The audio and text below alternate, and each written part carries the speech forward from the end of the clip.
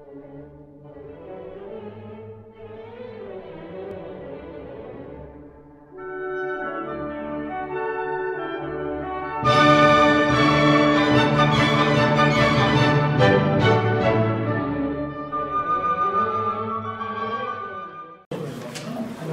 right, welcome to our invented app of the day. Have I shown this one yet? No. All right, I was showing this to a lot of people. What do you think this is? All right, look very carefully. What are some of the words you see on there? Conva, bake, broil, timer, stop, clean. Is that from the control panel of the DeLorean? All right, so the answer, oh, by the way, this will be inherently obvious if I show you this corner right here. Whirlpool. This is a controller for a stove. Oven, sorry. More specifically, I own an oven that has two spaces, all right, an upper and a lower. And so let's take a look. Obviously this, oh, you know what, I need to turn this on. Whoa. So obviously this, this has a nice big display, and actually it has two temperature displays, one for the top, one for the bottom. It has timing, and it actually has an interface for buttons. So if you look at all the good stuff on the back, look at this side. So I can add a little story about why I have this beast. Suddenly, my oven at home stopped working. It showed some sort of error code, and then it just went black. It didn't show anything. And so and it wouldn't do anything. So the very first thing I thought was, oh, let's just reset the power. And so when I reset the power, it would come up for a couple of seconds, give an error code, and then go black again. And I think I was able to do a couple of key presses in the first 5 seconds, and then it just would go away. So the first thing it tells me is that there's something wrong with it. So being the typical engineer and being a typical cheap engineer, I immediately took it out and started messing with it, all right? And brought it here to campus and showed it to others, and we actually had a schematic that showed how much power was going to it, what controlled what. And in the end, we found out that there were a couple of parts that were likely very suspect. And so these parts were up here. Notice, if we were to look at this carefully, you'll notice that there is discolored printed circuit board area. And there's a lot of hot glue because we started doing a lot of soldering and replacing of parts. And in the end, it didn't help anything.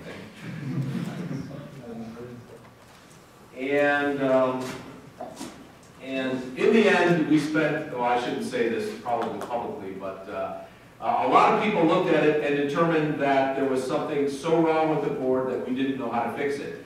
Keep in mind that anytime you have electronics, it's a lot easier to fix something when you have the schematic. We do not have the schematic for this board, and I was a little bit too cheap to spend $190 to buy a new board. So after trying to fix it a little bit, I finally went online and bought a new one. But one thing I also found out is that the transformer feeding this had also gone bad and was only outputting 1.2 volts when it was supposed to be somewhere higher, like 12 or so. So the first thing to look at this is, okay, so this is discolored, and why is it discolored? As it turns out, it could have been one of two things. It could have been an actual part, or the way this shows up in the oven, and I should have showed a picture of this, this is exactly where the exhaust from the oven area came out. So an electronic board was right next to a flow of air of about 300 degrees. And when I say the exhaust, there is, this goes into a cabinet-like area.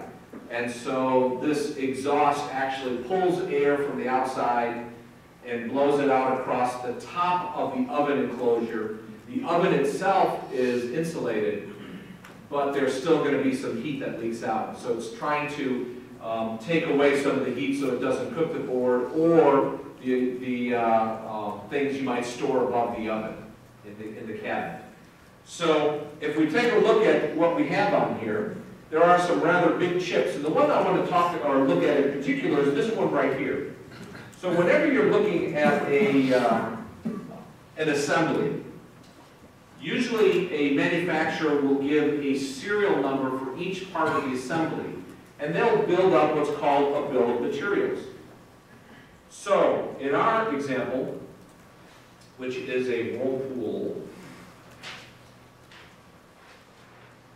oven, model something or other, and I forget what the name of the model is, it will have a bill of materials, including things like the, that's a good idea, zoom out. There we go. It'll have components associated with it. And by the way, a bill of material will be all of the materials, including mechanical. So it might be the mechanical enclosure. And it might be the electrical connection.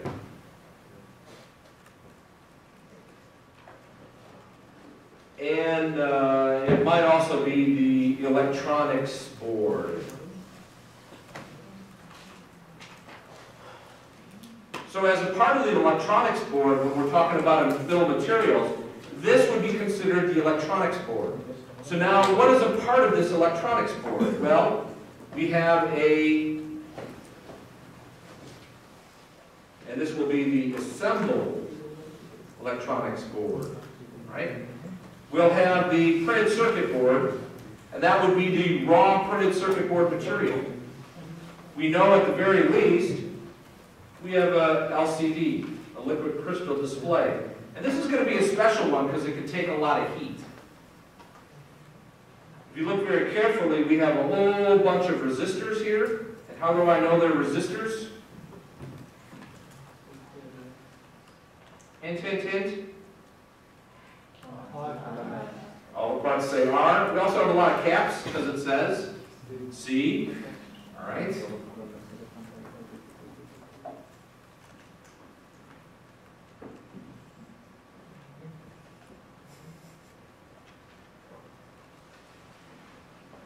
And then we'll have something here called assembled processor. And so this device right here is our assembled processor. Now when I say assembled, why do you think that's called assembled? Think about what we've done in our class with microcontrollers. What have we been doing all semester with them? Interacting with them and doing what with the programming. So when you buy a microcontroller, how much software is on that? Nothing, right? So obviously if you want an embedded system to work, you will sell it with the actual processor and the software. And so as a part of your bill of materials, you'll actually identify a software as something that is recordable. So in this case, notice we have some information here. This likely is the date of the software version. So 3/19/2004. My house was completed in June 2004. So that tells me that this entire oven was probably assembled fairly close to when they installed it, which is a good thing because I don't want something that sat around for years, right? The other thing is it has a part number, and this up here is probably the part number of the assembled printed circuit or the assembled software. So actually, this is a label. And if I were to take the label off, which I think I have in the past. No, I have not in the past. If I were to take that label off, that label is probably over a marking of the chip, which tells me who the manufacturer is and what it is. So based on this, this is a fairly old technology, because look, that's a through-hole part. So that is a microcontroller that is a through-hole. If I were to guess what the processor is in there, I would say it's an old Intel 8051 core. It's just one of the original microcontrollers. Very inexpensive. This thing doesn't do much, but it does enough. It controls things like, there are some big honking relays here that handle, well, this one says it's 24 volts DC. Oh, I'm sorry, this says 240 volts AC. So it's basically a 24 volt controlled relay, and the actual electricity flowing through it is 240 volts. What do you think is 240 volts that it's running? The heating elements? The heating element in the oven. There are other, since there's a upper and a lower heat element for your typical oven, and I have an upper and a lower oven, it would be probably a good assumption to say that I have a couple of these which are controlling which part of the oven is going to be on or off. And I'm trying to, I don't have the schematic, so I just don't have any idea whatsoever. A lot of this is other is going to be associated with control. I know at the very least this is obvious. What does that look like?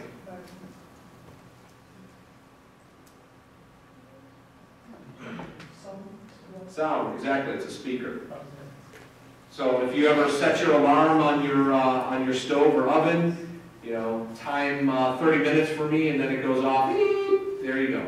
So you got to control that. So that's, you know, one of the many things that you will control. A lot of resistors that actually sit up pretty high. Another thing of suspect right here is this is just colored over here. I have no idea why.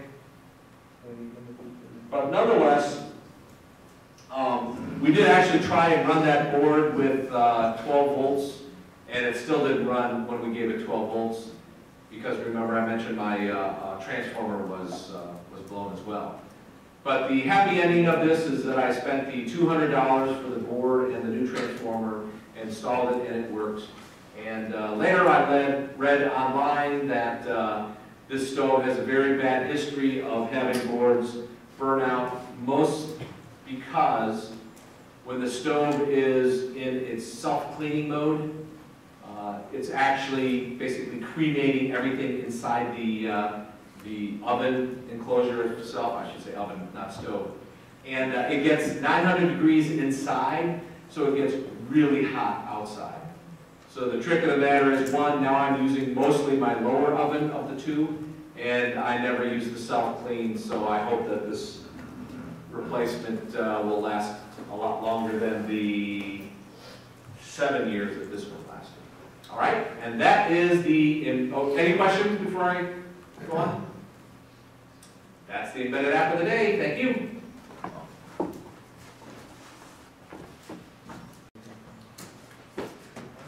Welcome to Embedded Systems, and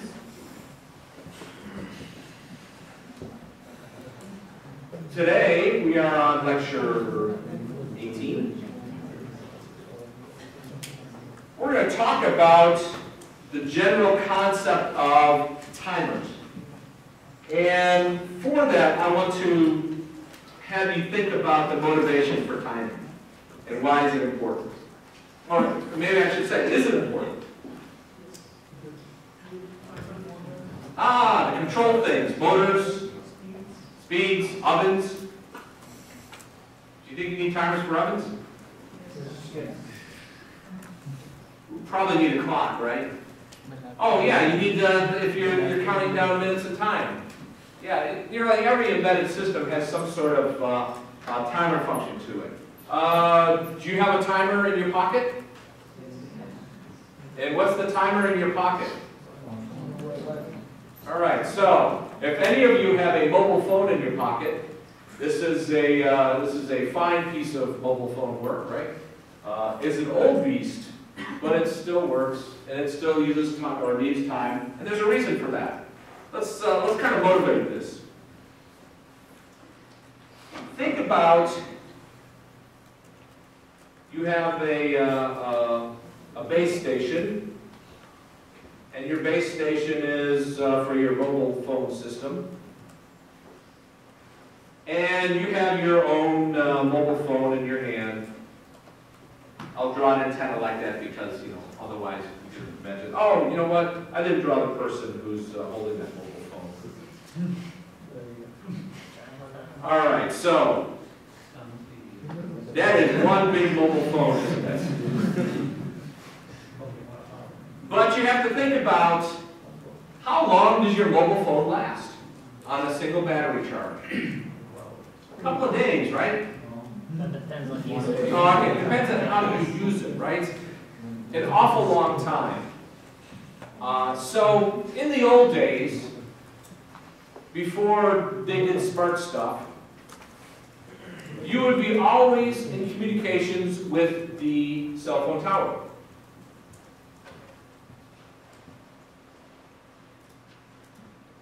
Now don't forget, what are you holding in your hand? What is this device really, if you're using it as a phone only?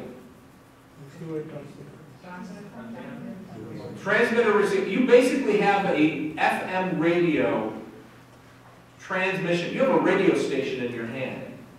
All right? It just broadcasts on the FM band, or it does FM-like communications, and it transmits and receives. So the interesting aspect of this is the radio distance from me to the base station. By the way, if I were to look at this, I probably have no signal, no service, because I'm in the basement here, surrounded by dirt on that wall and concrete everywhere else, and concrete above. It sounds like a mausoleum. The whole idea is that I always want to be in communications with the base station because I want to get a call whenever it comes in. Now, the more and more you transmit, the better chance you are of getting your call immediately, right? So, what if I ask my base station like 10 times a second? Do I have a call? Do I have a call? Do I have a call? Do I have a call? Because this is the device that actually answers the phone, right? But if somebody makes a call to your mobile phone, it kind of sits out there on the base station until this device says, I'm ready for the call. Come, bring it in. So, 10 times a second. Does that sound pretty efficient? So that means 10 times a second, you're turning on the radio, you're transmitting and then listening. How about once a second? How about once every 10 seconds? So the least time, or if you turn on your radio fewer and fewer times, you're consuming less and less energy, right? So at what point in time does is there a trade-off between getting the call quickly and consuming too much energy? And so that's what designers have to do. They have to determine, do I run active or do I sleep? Because when you're talking about consumption of energy, when you are running active, you are really draining batteries.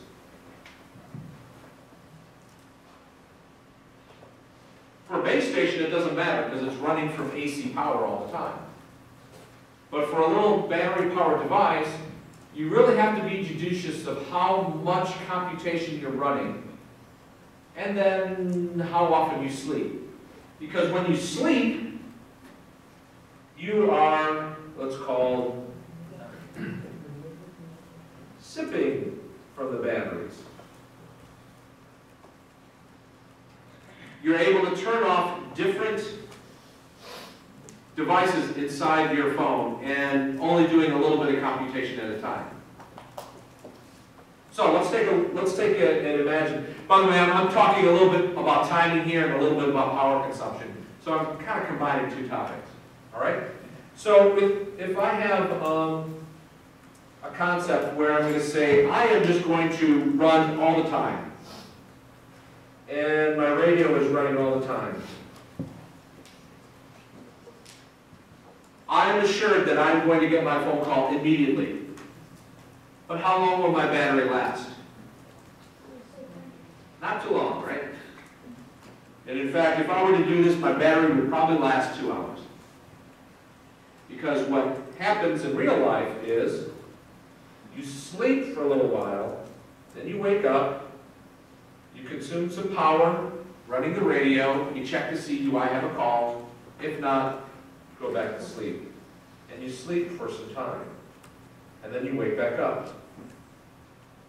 Listen again, go to sleep. Because nearly all the time, you're not really doing anything. There's no call for you. Like during this class, there's nobody calling you, right? Theoretically. Well, especially since there's no signal down here, right? But if you had signal, yeah, and you're not making the call. At least not that I can tell. So this will save battery. Now, let's look at the timing aspect of it. What it means is that every so often, we need to wake up. Just in time to hear somebody's phone. So every so often, I'm going to wake up. And how often do I want to wake up? Well, usually this is something that is established with a protocol. So, for example, in the world of Verizon, Verizon says that by time, and this is with CDMA, or at least this was when I was working in CDMA about 10 years ago, that every 1.024 seconds, you would wake up and the phone would listen to see if it had a call. And the interesting thing is, it would just listen. It wouldn't really say, do you have anything for me? No? Okay, go back to sleep. You would initially say, or the phone would initially wake up and actually listen for some communications to say, all right, here's everybody I think is out there. Phone number this, phone number that, phone number that, phone number that. Nothing, nothing, nothing, nothing. So the beauty of all that is that you don't have to turn on a transmitter, which takes even more energy. It's just the receiver. And if you wake up and you hear nothing, that's when you start going out and transmitting and saying, I can't hear anybody. Anybody can you hear me? Can you hear me now? So, CDMA, this is, as I said, this was the Verizon. It turned out that the Sprint network was every 2.048 seconds. And for that reason, for a while, the Sprint network was, a phone on the Sprint network would last an awful long time if you had no calls. Now keep this in mind, when you're actually active in a call, it's the same amount of energy, really, for both phones. And in fact, that's when a very good antenna design and a very good electronics design inside might be able to save you some energy, and that would give you the competitive advantage. Because years ago, it was all about how long you had for talk time and how long you had standby time. I mean, we were able to brag at one time that our standby time was 10 days. 10 days is pretty darn amazing. I bet you if I were to charge this phone and set it and not have any calls, not make any calls, this could probably last a couple of weeks. But nobody does that anymore, right? Because you gotta have nice displays, you gotta have streaming video, you gotta play wonderful music and ringtones that sound like Canadian geese or something like that. So, I'm just going to show that. So that is one of the motivations for timers. Now let's step back a little bit and say, what would you want a timer to do? And how do you keep track of things like that? So, what's the basis of any digital electronic system anyhow?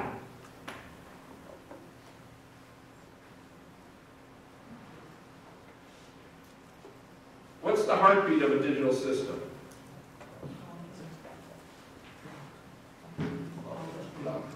Tick tock, tick tock. The clock, right? So your clock is the heartbeat.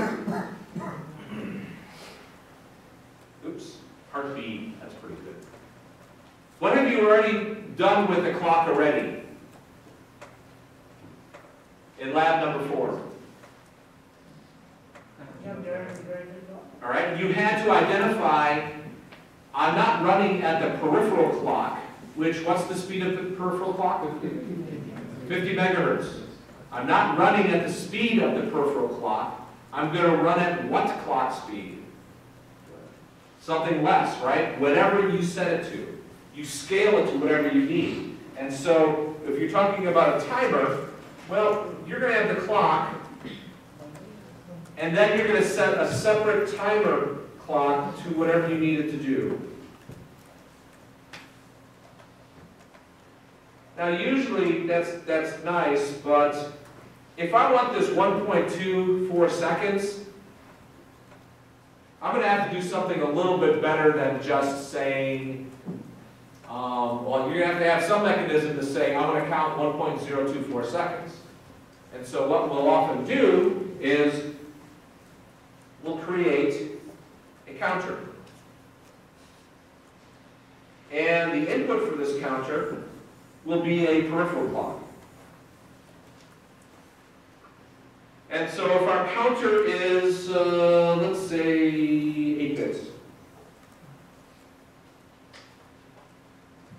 And let's say our peripheral clock is running at 50 megahertz. How long will it take, using this counter, to add up the number of clocks, right? And by the way, there's a special thing that happens is that when you overflow this, so when you count 0, 1, 2, 3, and when it reaches the number 1, 1, 1, 1, 1, 1, 1, 1, and you add one more, it overflows. And that's a special event, our overflow. So how many clock ticks will that be to fill that up? 256, correct? So the number will go from 0 to 255, and then as soon as it clicks over to 0 again, that's the 256. So I would expect that I could reduce my clock to 50 megahertz, 256. Somebody with a calculator, what does that turn out to be? Or with a computer who's checking their email on doing it.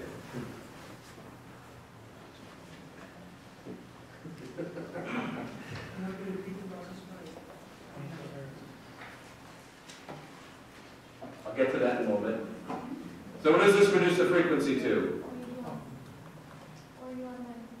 You got to speak up louder. 0.19 megahertz?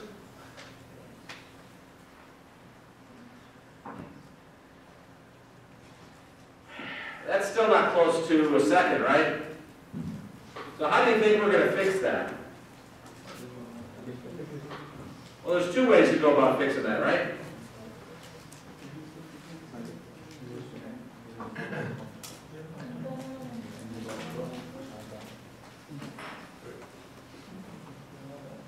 So how do we get closer to a 1.024 hertz? Right? Or is that hertz, or will it be 1 over that?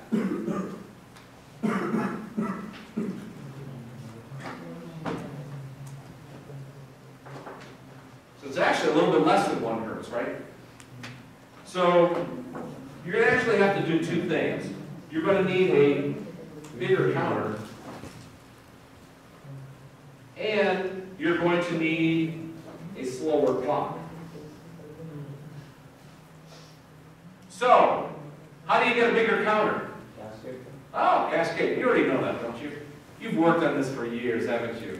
Oh, you're just familiar with it. Okay. So what we do is we take two 8-bit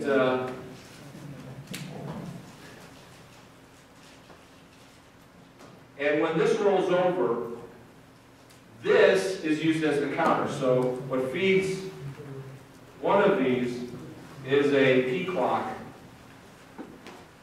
and then it rolls over. All right, so if our P clock again is 50 megahertz, now we have how much below it?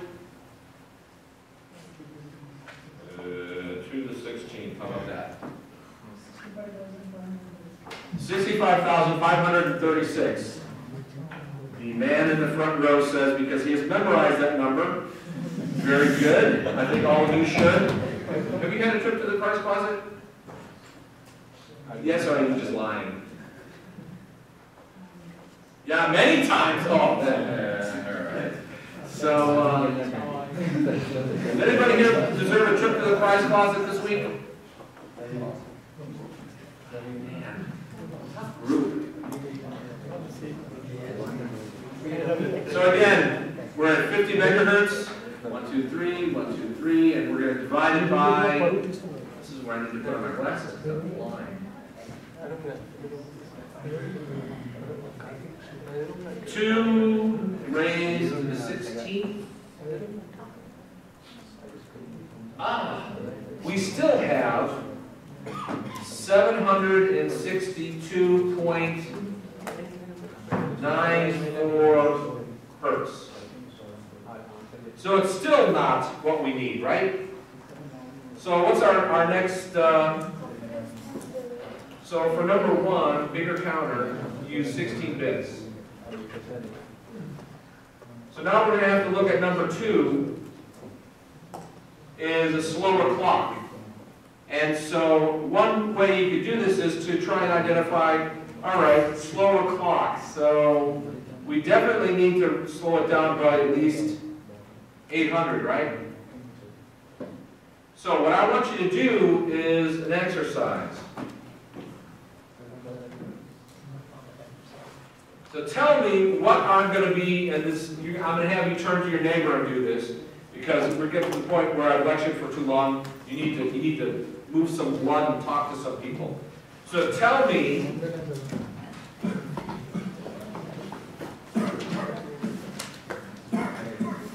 the best P clock and the best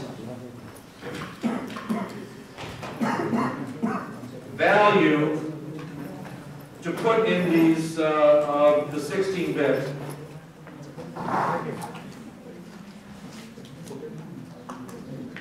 To get a 1.024 clock. Now, one thing I didn't tell you already is, oh, you know what? You can use this clock to count up or count down. So if we preload it with a number and we count down, when it goes from 0 to FFFF, that would be the same as counting up completely. So right now, spend a few minutes, talk with your neighbors, and identify what the best P clock combined with the value of the 16-bit register. All right, you can pause.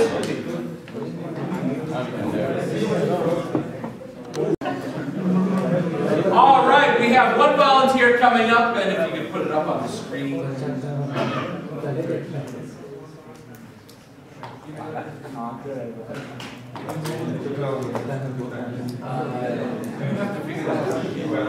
All right, so, by the way, is there one answer to this? No. So maybe you want to preset it to something. Now, here's another question. I didn't tell you this. We're in the world of computers. Do you think you're going to preset this to something that's like 100 hertz? Or maybe you're going to divide the frequency of the clock to something that's an order of 2, right? Does that make sense? All right. So is that what you had? Do you want to still do this, or do you want me to just solve it? You can still have a trip to the prize closet. All right, I'll do it then. All right. Thanks for being a volunteer, though. And here's a lovely party gift. Take your choice, man. Even the bag. You can take the bag too. Somebody grabbed one of my bags earlier. Oh, he likes the water bottle. All right. so I'll tell you what, I'll just do the solution because this will make it a little bit faster. All right, so maybe I'll divide my clock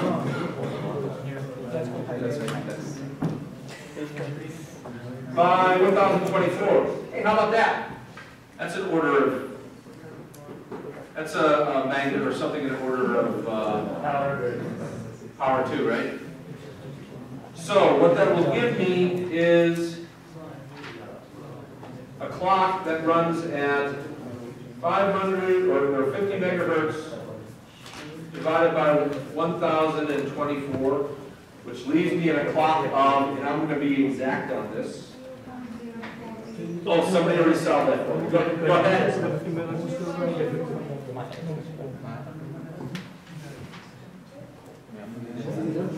48, that's it? Kilohertz. Which is equal to 4,800 hertz, right? 48,000 hertz. Is that right? So that's going to be my P clock. Or my, let's call it my timer clock. And then, now I have the following formula. If I want to have a frequency of 1 over 1.024 seconds, that is going to be equal to what?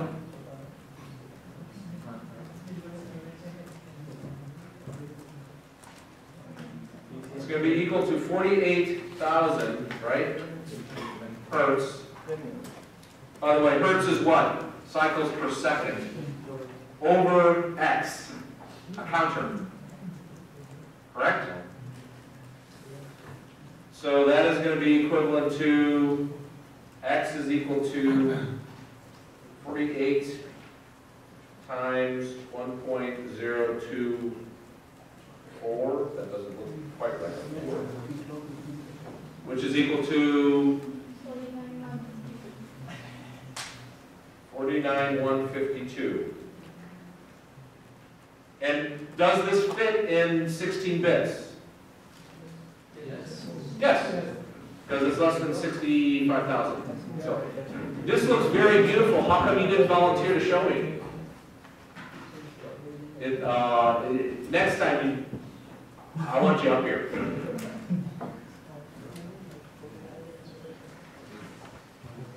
All right, so that's the general concept of a timer and some of the motivation of why you might want to do it. So now let's take a look at, oh, by the way, if we were to take our P clock and we wanted to create a counter, so if we did this division thing, we have a 50, as we said, a 50 megahertz clock. And if our divider was 2, then our clock is what? 25 megahertz, right?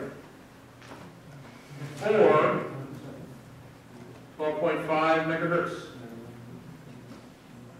8, 16.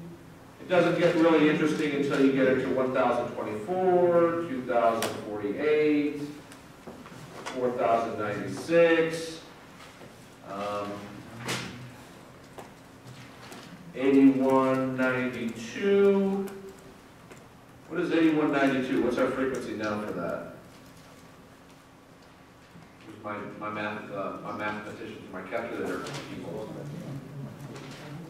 Oh, I can just take 4,800, right, and divide by 8. Is that right?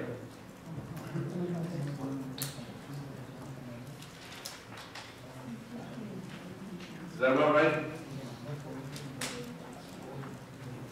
Yes? No? Oh, hey, that would be helpful then.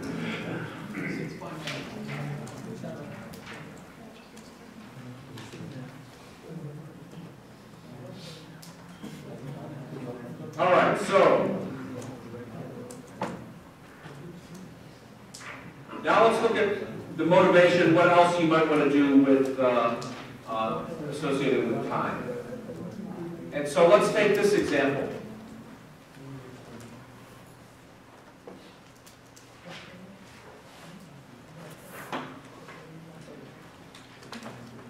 This is, again, we're in lecture number 18, yeah. So, I have this robotic vehicle. And actually, 4 of you are going to be, actually not 4, 7 of you are actually working on something like this. And I'm going to have it drive and go forward.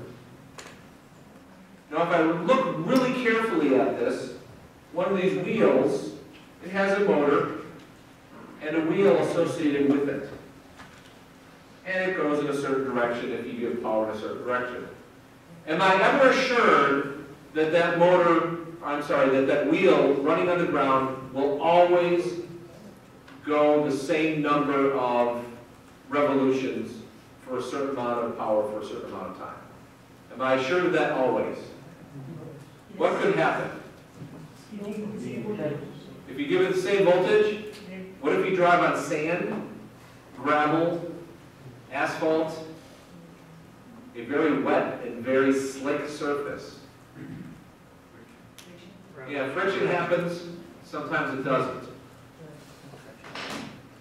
But at the very least, you could know that, and you could watch out for that, because you could always take this and add a device on it, and we'll call this a Hall effect sensor.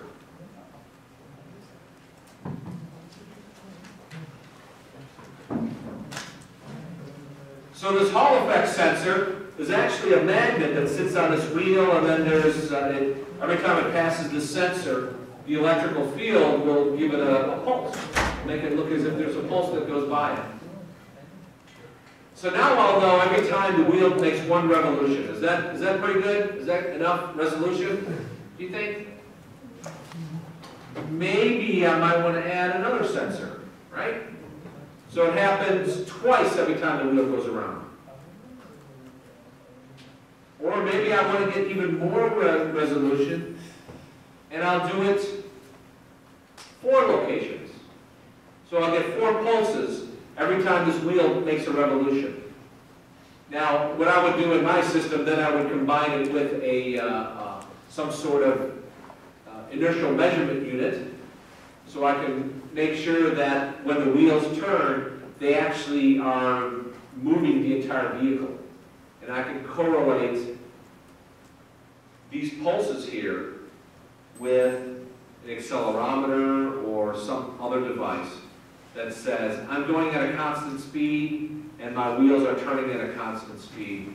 All of a sudden, the wheels turn a lot faster, but I'm still going the same speed I was a second ago. What does that tell me? Loss of traction. Loss of traction, the wheels are slipping. And then I have 2 sets of sensors that allow me to detect this. So what tells me this? Well, one is these little pulses here. And these little pulses are actually fed into a counter. And you can do the same thing. Instead of a clock, you have some sort of external event which feeds your counter, and then this is called an event counter. And the nice thing about that is that you're able to use the hardware in your microcontroller to actually do some work offline, because don't forget, in the architecture of our microcontroller, you actually have a piece of hardware called a counter, which doesn't use the main CPU. But you can set it up to say, hey, after I count up 200 of these, let me interrupt the processor and say, hey processor, I've counted that we've gone 200 times. You might want to do some calculation. We're going to talk about interrupts a little bit later and the general concept of interrupts. I should ask now, how many people are familiar with the concept of interrupts? All right, so half-ish of you. So this is another type of use of what we call the timers and the counters. I should also add on to this. You know, remember we did this this concept here, and I said after we count up a certain amount, and we came up with, oh yeah, this is what we set it at. We set it at a P clock. So this was our divider, and then it turned out to be 49,152. Well, what would happen is you would load the value of 49,142 into our timer registers. The clock you would feed there would be this 48 kilohertz clock. And when you reach 49,152, this would also interrupt the processor.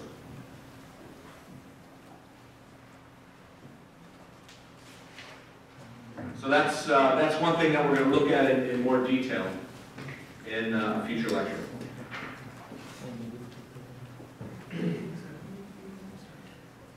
So let's step back now and talk a little bit about timers. So what have I already alluded to associated with my timers? That you can do something called presetting, right? You can give it an advanced value. In the previous example, it was 49,152.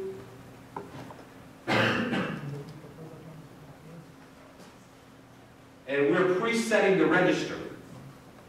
We could also do something else which we call setting the clock. In this case, we set it to our regular peripheral clock divided by by 1024, right?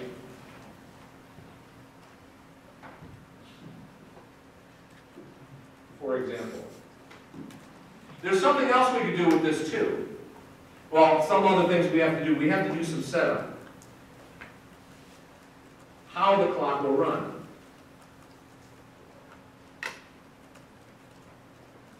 So we have to say things like, well, first, we could tell it to start and stop. That's a pretty natural thing to do, right? Because sometimes you just don't want to count up. If your vehicle is at rest, and you know you're at rest, and you don't want to move, don't have it count. Don't have it do the accumulation. There's other things you can do to set it up. For example, you have to be specific of what registers. We're going to find out that our device has many of these timers. They're 8 bits, and you can cascade them. So you need to know which ones and how to feed. To set it up, you also have to set up, or how the clock, I should say this is timer. You will also have to set up as what is the input.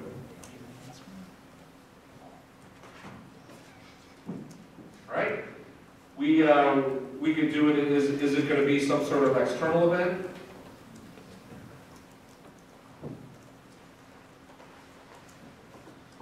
And then later on, we also will set up where the output goes for each one of these registers. So the output could be some sort of interrupting signal.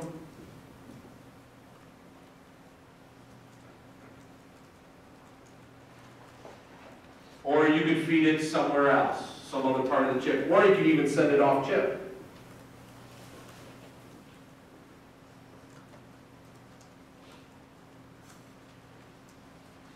We're going to talk about that in a later lecture. And I'm looking to see if there's anything else I really want to cover right now. Just one more concept I want to cover. And that is what we call a pulse code modulation and duty cycle. So there is a need sometimes for you as an embedded system controller or embedded systems programmer to generate your own output signal that may look really pretty, like this. And this may be exactly 0.1 second. And you will want it to be exactly 50% high and 50% low. So the concept of how high is it compared to how low is it is called a duty cycle. And a duty cycle is important for different types of control. For example, have I showed you a little robot called Staketo? It moves with muscle wire. I probably did it in robotics. That's why you're shaking your head, right? Yeah, yes. I'll show that in a later class. No, I'll do another example. A rotating DC motor. You don't always want to energize it, because if you did, it would go really fast. All right? Maybe you want to give it some power, not, some power, not, some power, not, some power, not. All right? So it doesn't run as fast all the time. So you would give it some energy for 50% of the time and not, but you would do it frequently, such that it would be able to drive at a constant velocity. Sometimes you may need to back off on that and say, my particular signal is going to be high for only, let's say, 10% of the time, and then low for 90, and high for 10, and then low for another 90. And maybe I want to do this 0.01 seconds. So again, this is the duty cycle. In this case, it's a 10% duty cycle, because it's only high 10% of the time. And oh, by the way, what's the frequency of this signal right there? It should be inherently obvious, right? 1 over 0.1 seconds, which is 10 hertz. What's the frequency of this? 100 hertz. So what's the period of this? 0.1 seconds, right? What's the period of this? 0.01 seconds. These are important concepts to know when we continue our discussion of timing and event counters. So that is it for lecture number 18. Thank you very much.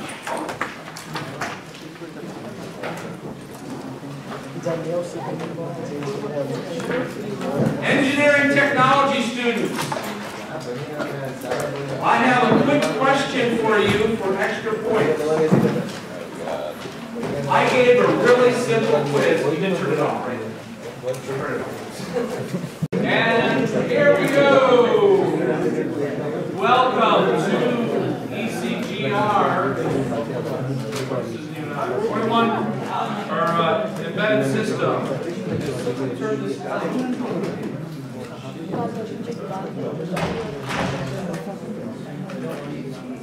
Is this thing on?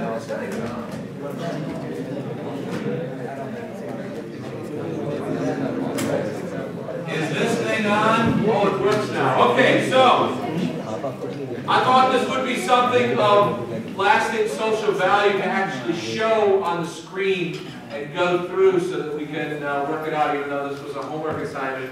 You never know when something like this will show up as a test.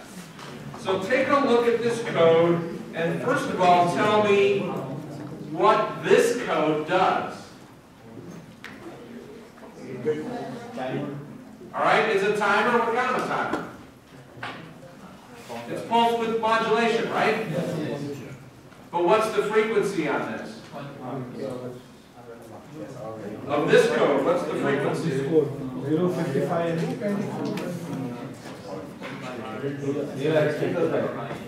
6,000, you think? By the way, I believe it's in the book, isn't it? Specifically, the code is in the book, chapter 8, 327. And by the way, you notice 327 kind of means that that's not going to be the frequency that's intended. So, let's see, I'm trying to see what this says the frequency is going to be.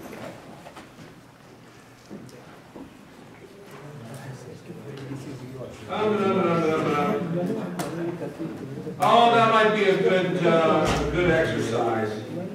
But we're going to try and do it for 1 kilohertz. So if we want to do a 1 kilohertz signal, what's the main thing you have to keep in mind? 1 kilohertz is, when you're talking about outputting a 1 kilohertz signal, it's a lot of time for a microcontroller, right? And if it's a lot of time for a microcontroller, what does that imply? The numbers that set that up might be big, all right? And what you've noticed here is, sure, you can work with a single one of these comparator units, right? And in fact, if you look at the code, it works with the comparator unit Cora A, Cora B of TMR 0. So this is TMR 0. So this code only works with this unit. But as it turns out, when you do the computation, you'll realize that you need to do quite a bit of, you need bigger numbers. So let's take a look at what bigger numbers that we need. I believe one thing that you first need to look at is one or two concepts. One, that the T-core A is going to be 1 kilohertz. So T-core B is going to be what? 1/2 of the T-core A value, right? All right, so I guess we need to find out how do you determine what it is. Well, our formula we've looked at before is 1/24 megahertz, and that's our P clock, times N, that is our clock division,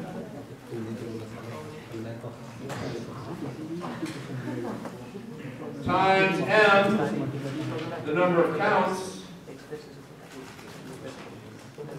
and in the end, you want that to be equal to 0.001 seconds. So, you need to look at the different values that you could have. You have to look at what is N versus M that will get you that value, right?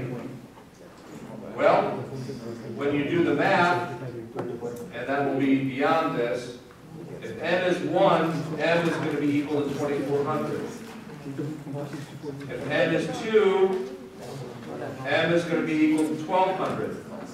By the way, for you guys talking up there, the camera picks it up really well, so you might want to not talk, especially around the camera. And again, we're power of 2, so 8 is going to be 3000. 32 is going to be 750. And 64 is going to be 375. The one thing to observe of all of this, are any of these numbers represented or representable, especially in this column, in 8 bits? No. So that obviously means that you're going to have to set some of these frequencies such that you'll have to split them out between the two. You're going to have to use 2 different of the timing units, and that are tied together to make a 16-bit timer. So based on that, Dr. Bonder? sir. can we can increase the clock divisions Yeah, to 1024. It will fit a matrix. Say 1024, which one? The Yeah. N and division. Oh, I see. 1,000 and, 102. 128? 1024. 102. Oh, you could do this one up to 1024? Yeah. Will that allow, 8-bit. are you sure? Yeah. No. And the register will handle that size? Yeah. Are you sure? Yes. Let me look. Will you get, okay, so if you do 1028 or 1024, what will be M? Which one? I can't hear you, speak up. 23. 23 point, okay, if it's 23 point something, is that 1 kilohertz? No, it's not pretty close. Well, it's close, but it's not exact. And that's one of the problems. One thing that I do know is that when M gets down to be a negative number, anything after that is not going to be precise. Correct? Because now, when you go to the next level, what is this? What is 375 divided by 2? 188.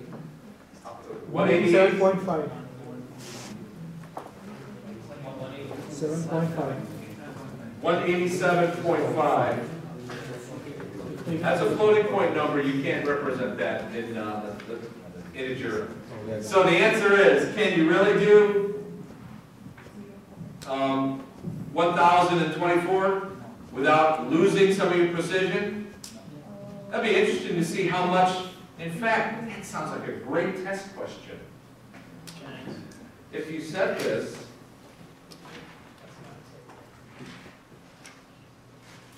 as this, how far off are you?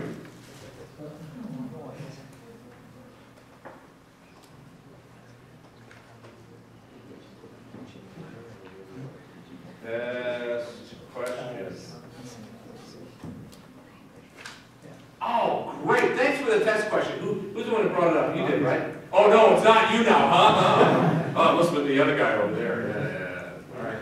But hey, I've already told you what one of the test questions is. Why should you not like that? Or who knows, it might be on a quiz. So let's say I want to choose one, and I choose this. All right? So based on this, I'm going to be looking at the T-core A and T-core B values. And remember, we're setting the two different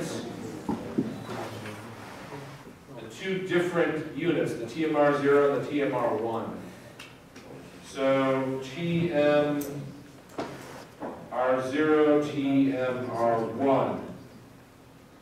So we're converting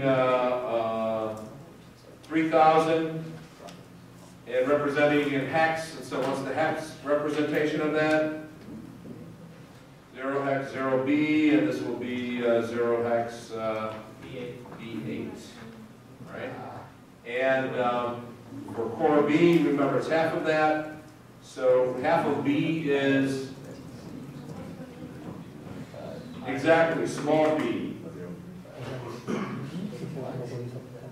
5, and this will be 0 hex BC, I believe. All right? So now I know what I'm going to set my T-core A and T-core B values. So I might as well just go up here and set those and see. Here my T-core A for MR0, that's going to be, I think I said 0B, right? And this is going to be, oops, sorry, that's, let's see how it says. Oh, here's a big question. How do I set it? Do I set it like this or like that?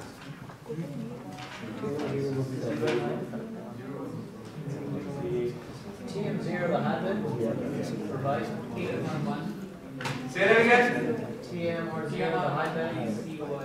So what's the which between the two of these, which is the what do you call it, the most significant byte versus the least significant byte. TMR 0 is the most significant. All right, so it's most significant, so this is correct, right? And this is 05. And oh, by the way, then we do need to set TMR1 to T and the T-core A, and that is going to be B8.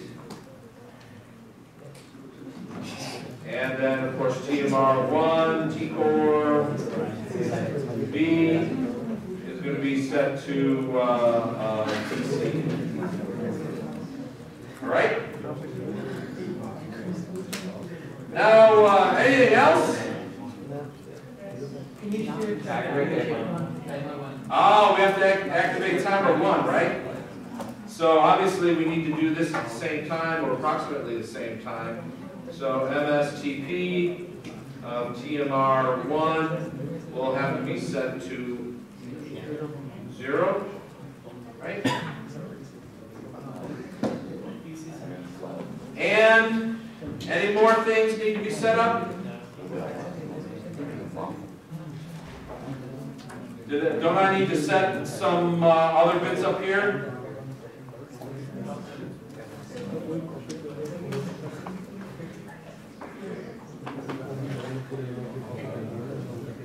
These can be changed to 1, since that's going to be my lowest counter, right? And then the TMR 0, I believe this is the source of the clock, right? TCCR bit CSS is going to be set to 3. That identifies where the source is for this bit. And I didn't really require you to do any changing of the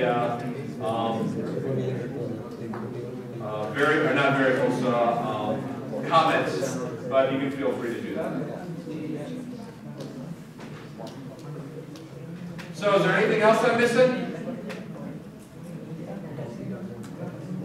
Is that it?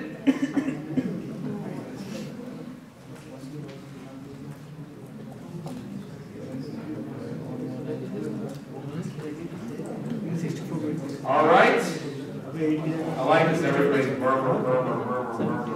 So, solution.